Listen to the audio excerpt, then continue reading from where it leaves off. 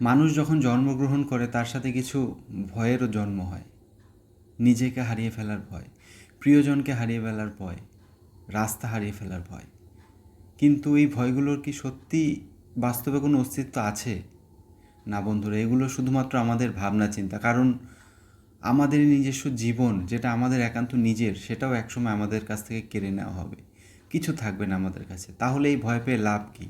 এই ভয়টা শুধুমাত্র আমাদের বর্তমানকে বাঁচা থেকে বিরত করে, আমাদের জীবন উপভোগ করা থেকে বিরত রাখে। তাই জীবনকে ভয় পেলে হবে না। জীবনে যে পরিস্থিতি আসুক না কেন, সেটার মোকাবেলা তোমাকে করতে হবে।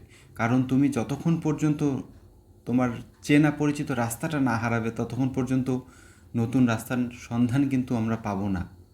তাই যে কোনো পরিস্থিতি আসুক জীবনে, ভালো মন্দ খারাপ সমস্ত পরিস্থিতির সাথে আমাদের মোকাবেলা করতে হবে।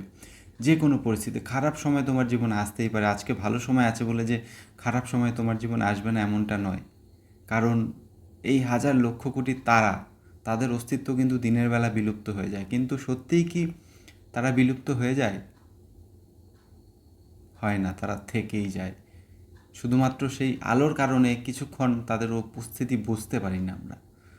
তাই খারাপ সময় যতই জীবনে আসুক, ভালো সময় কিন্তু আসবেই।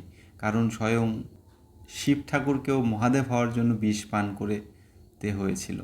আর আমরা ভাববি কী করে আমাদের এই মনুষ্য জীবন এত সরল যে সব সময় ভালো জিনিসগুলো আমাদের জীবনে ঘটবে?